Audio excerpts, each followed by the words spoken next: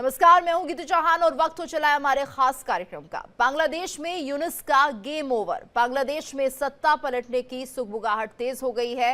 मोहम्मद यूनुस की सरकार पर तख्ता पलट का खतरा मंडरा रहा है, क्योंकि सेना प्रमुख वकार उज-जमान की इमरजेंसी बैठक, आतंकी चेतावनियों और सुरक्षा हालात को लेकर दिए गए बयानों ने पूरे देश में सियासी हलचल मचा दी है। ऐसा माना जा रहा है कि बांग्लादेश के मौजूदा राजनीतिक संकट के केंद्र में वकार उज-जमान ही है, जिसके बाद से कई बड़े सवाल उठने लगे हैं। क्या बांग्लादेश में एक और सैन्य शासन की शुरुआत होने वाली है? उधर मोहम्मद यूनुस की चीन यात्रा से पहले हालात और गर्मा गए हैं। इन सब के बीच सवाल ये है कि सेना ये कदम क्यों उठा रही है? क्या सेना और अंतरिम सरकार आमने सामने है? और सबसे बड़ा सवाल ये है कि क्या बांग्लादेश में एक और तख्ता पलट होने की तैयारी हो रही है? विरोध प्रदर्शन, कट्टरपंथी ताकतें और छात्रों के आंदोलन के बीच क्या बांग्लादेश की सरकार गिरने वाली है? और क्या शेख हसीना की सत्ता में वापसी हो सकती है? इसी मुद्दे पर खास मेहमानों के साथ चर्चा करेंगे और इन्हीं सवालों के जवाब तलाशने की कोशिश करेंगे। लेकिन बांग्लादेश में सैन्य तख्ता पलट की अटकलों के बीच आपको दिखाते हैं कि सेना प्रमुख के पिछले महीने के एक भाषण का वीडियो फिर क्यों तेजी से वायरल हो रहा है। तो दरअसल सेना प्रमुख वकार उज-जमान ने उस भाषण में कहा था कि अगर आप अपने मतभेदों को भूलकर साथ काम नहीं कर सकते तो देश और इस समुदाय की आजादी बेकार चली जाएगी। आपको सुनाते हैं आखिर सेना प्रमुख ने क्या कुछ कहा था। আপনারা যদি নিজেদের মধ্যে ভেদাভেদ ভুলে একসাথে কাজ না করতে পারেন, নিজেরা যদি কাদা ছোড়াছুড়ি করেন, মারামারি কাটাকাটি করেন, এই দেশ এবং জাতির স্বাধীনতা সার্বভৌমত্ব বিপন্ন হবে। আমি আজকে বলে দিলাম, নাইলে আপনারা বলবেন যে।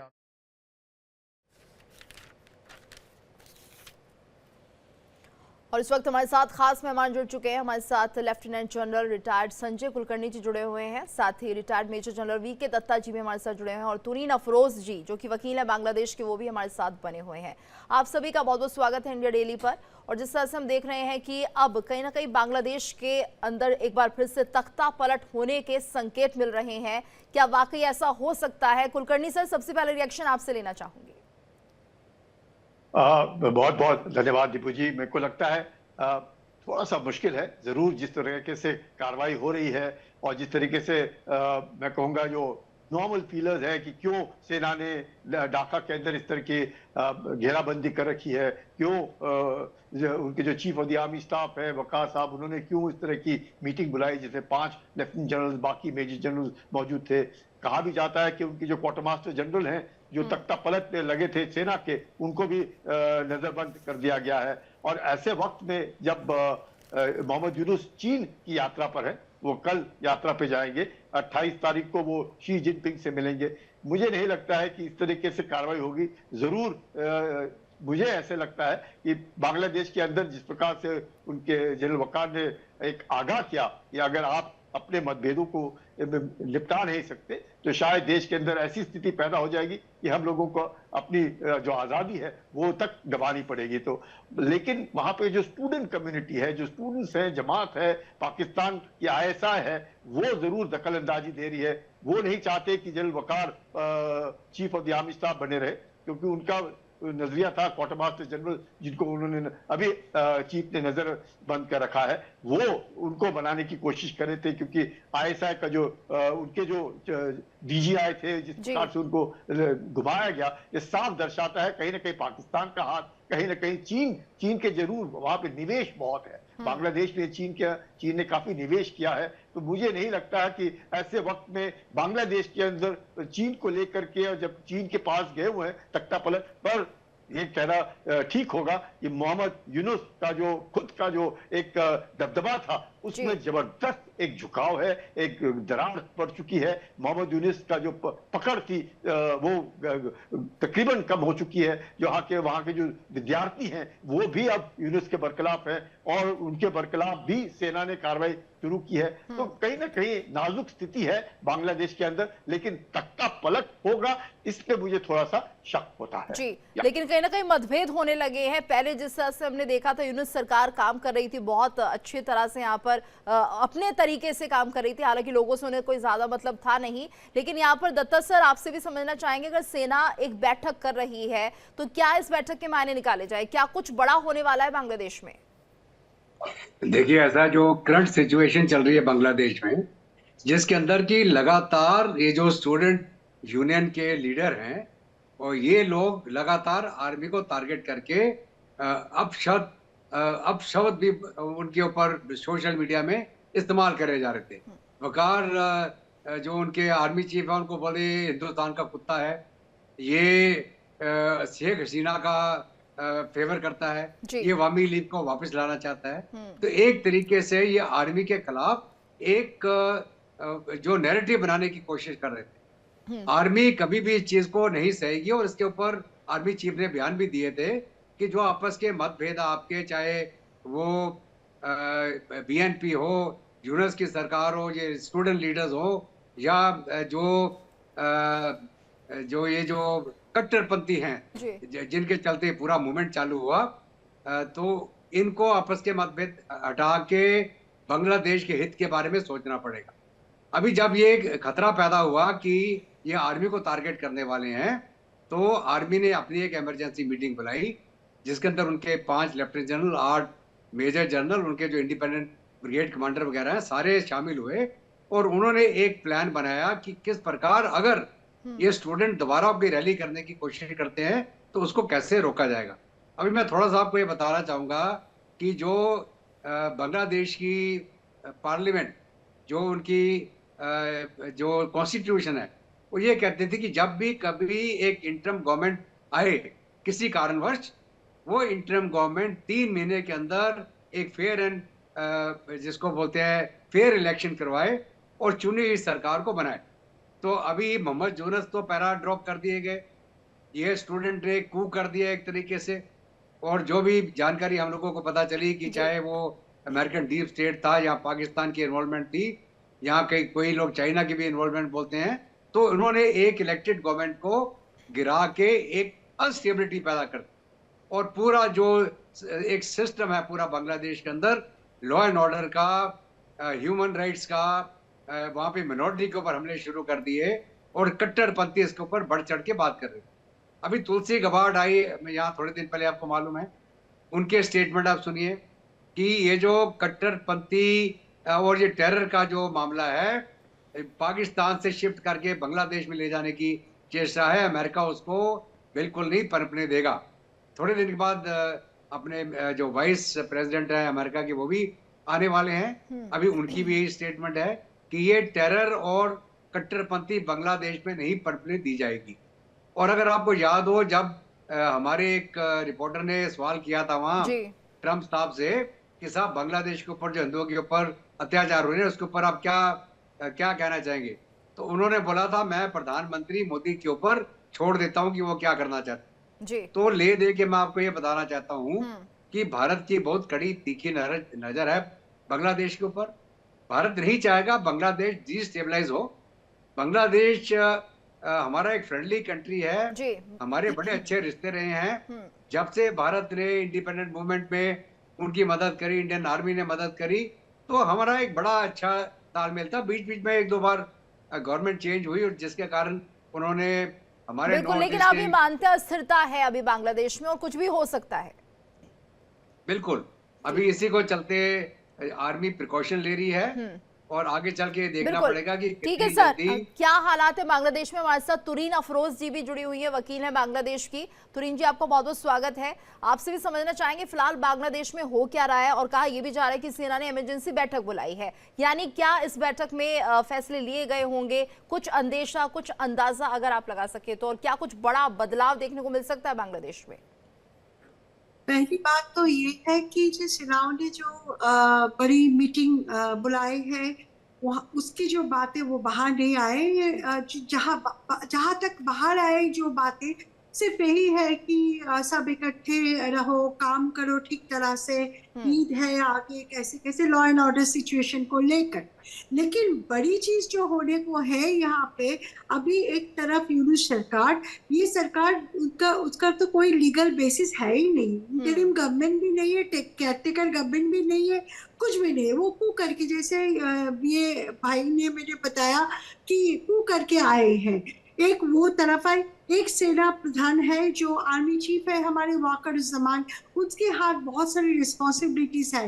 और तीसरी तरफ जो स्टूडेंट्स मूवमेंट किया है, एक्टिविस्ट है, आप नहीं लग रहा है वो तीन इकट्ठा जा रहे हैं। आप यहाँ पे बैठ के जो समझ में आ रहे हैं, ये तीन तरफ जा रहे हैं, उनके बीच में लड़ाई हो रही है, मिसअंडरस्टैंडिंग हो रहे। लेकिन बात ये है कि अभी यहाँ पे सेटलमेंट होना बहुत जरूरी है। 7 महीना हो चुके हैं, हम यहाँ पे ऐसे नहीं रह सकते। लॉ एंड ऑर्डर सिचुएशन इतनी खराब है। ठीक है तुरीन जी, आप ये मानती हैं मोहम्मद यूनुस फेल हो चुके हैं? बांग्लादेश को संभालने में जो काम उन्हें करना चाहिए तो वो नहीं कर पा रहे हैं। बिल्कुल बिल्कुल, उनकी फोकस ही नहीं है। नोबेल प्राइज जीतना कोई और बात है, लेकिन जो एक राष्ट्र को जो चलाना होता है, उसको कंट्रोल करना होता है, उनकी डायरेक्शन देना है, I think he lost the game over there. अभी तो वो चाइना जा रहे हैं, पता नहीं हमारे यहाँ पे जितने सारे गवर्नमेंट की रिमूव हुआ है, उसकी लास्ट सफर चाइना में हुआ है। तभी सुन के भी डर भी लग रहा है कि ये वापस आए या ना आए। जी ठीक है, यानी कि लोग खुश नहीं हैं, वो तो पहले से ही हम देख रहे थे क्योंकि इतना लंबा वक्त हो गया, लेकिन उसके बाद भी स्टेबिलिटी बांग्लादेश में नहीं दिख रही है। कुलकर्णी सर, और ये बहुत ज़्यादा ज़रूरी था बांग्लादेश में कि कम से कम शांति स्थापित की जाए, या फिर एक तरह से यहाँ पर जो काम है वो शुरू किया जाए देश की खुशहाली के लिए, लेकिन ऐसा होता कुछ दिख नहीं रहा है। और कहीं ना कहीं यूनुस सरकार जो है गुस्से का शिकार हो रही है, खासतौर से मोहम्मद यूनुस को जनता पसंद नहीं कर रही है। बिल्कुल, क्या हो गया है आज की तारीख पे बांग्लादेश में, जो भी आर्थिक स्थिति डगमगा गई है।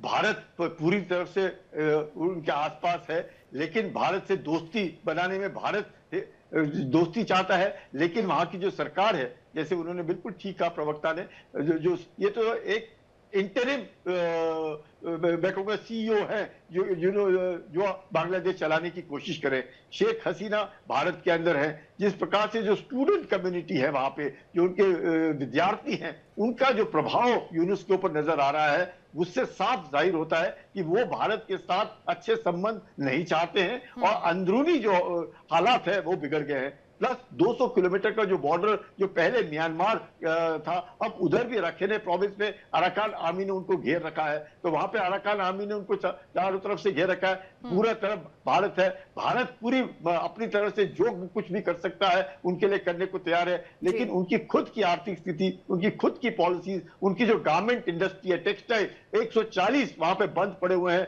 औरतें, जो तकरीबन 40 लाख औरतें काम करती, लाखों औरतें बेरोजगार हो चुकी हैं। उसके साथ साथ जितने भी इंडस्ट्रीज थे वो सब ठप हो गए हैं। अब चीन का जो निवेश है बांग्लादेश के अंदर, वो भी तकरीबन 25 से 40 अरब डॉलर है, जिसमें तरह तरह के पोर्ट हैं, हथियार दे रहे हैं बांग्लादेश को, रेलवे लाइन बना रहे हैं, रास्ते बना रहे हैं, वो निवेश है। तो ऐसे देखते हुए उन्हें लग रहा है कि कहीं ना कहीं पाकिस्तान के जो प्रभाव में आ रहे हैं यूनुस, और वो जो प्रभाव है वो खास दिखने को मिल रहा है, जिससे भारत के प्रति द्वेष और अंदरूनी कुछ भी नहीं कर पा रहे। अंदरूनी स्थिति इतनी नाजुक है, आर्थिक स्थिति आज बांग्लादेश की इतनी नाजुक है कि उनको खुद नहीं मालूम है। इसलिए उनके chief of the army staff, जो एक बैलेंस्ड आदमी है, जो अभी भी उन्होंने सत्ता नहीं के बीच में दखलंदाजी नहीं दी, वो यूनुस को सिर्फ बताते हैं या और लोगों को बार बार एक तरीके से आह्वान कर रहे हैं कि आप लोग सब मिल करके रहिएगा, नहीं तो देश को आजादी जो बड़ी मुश्किल से मिली है वो भी हम खो बैठेंगे। और पाकिस्तान जो है लगातार बांग्लादेश के अंदर दखलंदाजी दे रहा है, और वही हालत बांग्लादेश के होंगे जो 71 में हो गए थे। तो उससे बचने के लिए बांग्लादेश के लोगों ने अब कदम उठाना पड़ेगा। ठीक है, और यहाँ पर दत्ता साहब ये भी समझना जरूरी होगा सर कि जो यहाँ की सेना है, यानी बांग्लादेशी सेना, वो भी इस बात को समझ रही है कि कहीं ऐसा ना हो कि एक बार फिर से पाकिस्तान के साथ जो बांग्लादेश है वो जुड़ जाए और वैसे ही हालात जो पाकिस्तान में बने हुए बांग्लादेश में भी देखने को मिले, क्योंकि बांग्लादेश पाकिस्तान के मुकाबले बहुत ज्यादा बेहतर देश बन चुका था, लेकिन अब वो नहीं चाहते कि फिर से उसी दौर में जाए।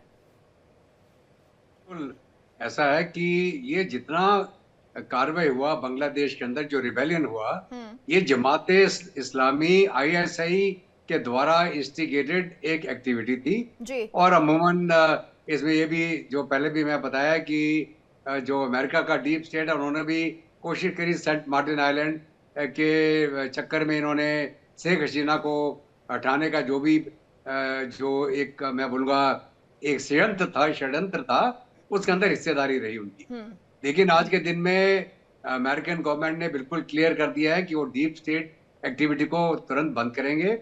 जितनी वो US एड की फंडिंग हर एक जगह गलत कामों के लिए लग रही थी उसको उन्होंने फिलहाल बंद किया है जी। अभी इसके चलते आपको शायद ये भी मालूम हो कि रोहिंग्या के लिए जो एक एड जारी थी वो पैकेज भी रिड्यूस हो गया है। अभी रोहिंग्या को खाना पीना देना भी मुश्किल हो जाएगा बांग्लादेश के अंदर। और ये जो कट्टरवाद का काम है यहाँ पाकिस्तान ISI की जो अपना एक पैंट बनाना चाह रही थी वापस बांग्लादेश के अंदर वो उसके ऊपर भी काफी हद तक अंकुश लगी है। और भारत ने भी इंटेलिजेंस के माध्यम से मदद करी है जो करंट वहाँ की सरकार है या जो हमारे आर्मी टू आर्मी के रिश्ता है वहाँ। तो ये एक कू करने का जो अटेम्प्ट हुआ था एक लेफ्टिनेंट जनरल साहब जो कुलकर्णी साहब ने बताया वो अभी नजरबंद करके रखे गए हैं। तो इसका ये आप मान के चले कि जो बांग्लादेश की फौज है अभी इतनी वो नकारा नहीं होगी कि वो अपने अफेयर्स को संभाल ना पाए और ये षड्यंत्र के अंदर जो कार्रवाई चल रही है उसको समझ ना पाए जी। तो जमाते इस्लामी अब आप बोले साहब ये नेशनल सिटीजन पार्टी बना रहे हैं जो मोहम्मद नाहिद है इनके स्टूडेंट लीडर जो हैं। लेकिन एक स्टूडेंट लीडर उसको जो पॉलिटिकल ज्ञान उसको जियो पॉलिटिक्स के बारे में डिप्लोमेसी के बारे में क्या मालूम है उसको क्या मालूम कि बांग्लादेश के लिए क्या अच्छा है और क्या बुरा है। बिल्कुल। वो अवेश पे आके एक स्टूडेंट की मेंटेलिटी जो होती है उसी के तहत काम कर रहे हैं।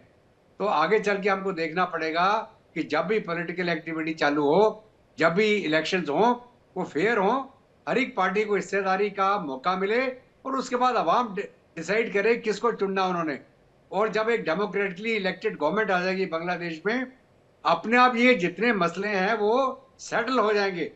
और ये बांग्लादेश के अवाम को ये यकीन करना पड़ेगा कि वो जितना जल्दी हो पाए इसको लाएं। आप डेमोक्रेसी वापस लाएं बांग्लादेश के अंदर। ये मोहम्मद यूनुस कोई डेमोक्रेटिकली इलेक्टेड आदमी नहीं है ये जबरदस्ती थोपा गया है। बिल्कुल। और फैसले भी बांग्लादेश के फेवर में कोई होते हुए नहीं दिख रहे हैं सर। जिस तरह से हालात बने थे उस वक्त और तख्ता पलट हुआ था शेख हसीना को बाहर निकाल दिया गया था लेकिन अभी भी हालात वहां पर बेहतरीन नहीं है तुरीन जी। और ये बहुत ज्यादा जरूरी है कि बांग्लादेश में स्टेबिलिटी आए जिसके लिए इलेक्शन होने भी जरूरी है। लेकिन ऐसे में यहाँ पर जो बड़ा सवाल है वो ये है कि अभी अगर हम बात करते हैं शेख हसीना की वापसी की तो क्या वो पॉसिबिलिटी दिख रही है? क्या अभी भी लोगों के बीच में या उन छात्रों के बीच में गुस्सा है जो पहले की सरकार के प्रति रहा था?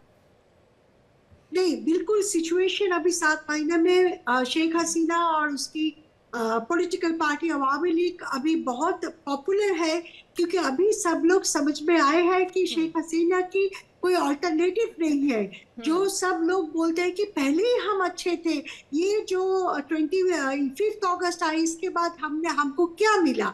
जो सारे लोग एक्टिविज्म किया है कि शेख हसीना अभी वो लोग खुद बोल रहे।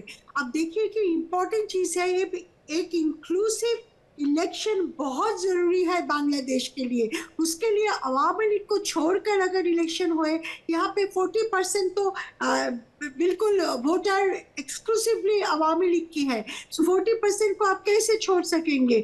उनको लेकर इलेक्शन करना है। यहाँ पे जो दूसरी बड़ी पार्टी है वो है BNP भी नहीं चाहता है इसी हालत में इसी तरह से वो पावर में जाए जहाँ पे अवामी लीग जो इलेक्शन में नहीं आए। तो ये सब मान के अब शेख हसीना की वापसी बहुत जरूरी है। बिल्कुल। तुरीन जी एक बात और आपसे समझना चाहेंगे क्योंकि ISI का पूरा दखल रहा है।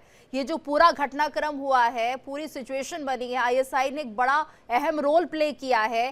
क्या अभी भी इस तरह के हालात यहाँ पर है और ऐसे हालातों में कहीं ना कहीं डेमोक्रेसी को एक बड़ा खतरा यहाँ पर दिख रहा है? और क्या लग रहा है यहाँ के लीडर्स को कि अगर जल्द से जल्द इलेक्शन नहीं होते हैं या जल्द से जल्द प्लेटफॉर्म पर पटरी पर बांग्लादेश की व्यवस्था नहीं होती है तो एक बड़ा नुकसान हो सकता है और कहीं ना कहीं पाकिस्तान की जो सोच है वो यहाँ पर भी देखने को मिल सकती है?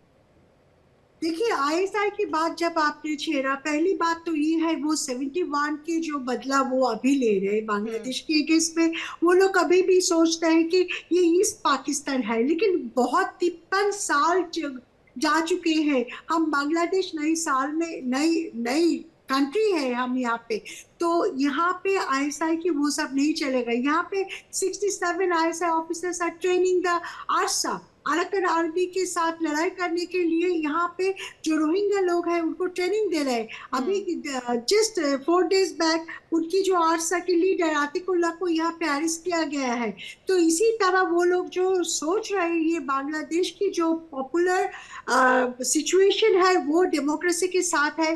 बांग्लादेश के लोग भूल जाते हैं, भटक जाते हैं, लेकिन फिर बाद में वो वापस आते हैं एक लिबरेशन वॉर की स्पिरिट में।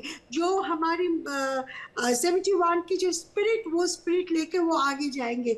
एंटी इंडिया बहुत सारे बातें यहाँ पे किया गया है कि ये सारे एंटी इंडिया प्लान है, लेकिन ये तो 71 में भी किया था। वो उस टाइम भी हमने जीत कर आए हैं। इस साल भी अभी इसी टाइम पे हम फिर से भी ऐसे करेंगे कि साउथ एशिया में ये पाकिस्तान, अफगानिस्तान इसी तरह की कंट्री के साथ हम नहीं रहेंगे। हम चाहते हैं यहाँ पे शांति रहे। ये अफसोस की बात है, यूनुस साहब वो शांति स्थापित करने के लिए इतने बड़े अवार्ड जीते हैं, लेकिन वो क्या अशांति डाल दिया बांग्लादेश में।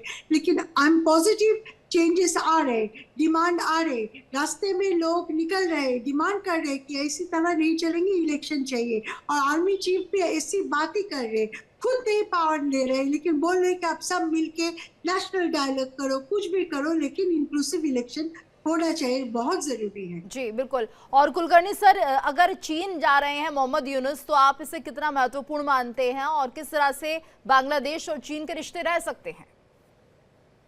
देखिए, जब शेख हसीना गई थी चीन और उसके बाद जब तख्ता पलट हुआ बांग्लादेश के अंदर, तो जो वहां पे वादे हुए थे, अस्पताल के वादे हुए, बाकी इन्वेस्टमेंट्स हुए, तकरीबन $300 मिलियन का इन्वेस्टमेंट की जो बात की थी, मुझे लगता है वो दोबारा चीन जो है वही प्रस्ताव रखेंगे। और चीन जो है, पहले भी उनका मानना था कि जो सेंट मार्टिन आइलैंड है वो किसी भी प्रकार से अमेरिका के इसमें नहीं जाना चाहिए, लेकिन सुनने में आता है कि अराकान आर्मी ने अब जो है सेंट मार्टिन आइलैंड के ऊपर कब्जा कर रखा है। अब से ये जो अराकान आर्मी है जो रखिन प्रोविंस में है, उसको चीन का भी सपोर्ट है, उसको अमेरिका का भी सपोर्ट है, और बीच में भी उनके बीच में रोहिंग्या भी है। तो एक बड़ी सिचुएशन है उधर, क्या हो सकता है।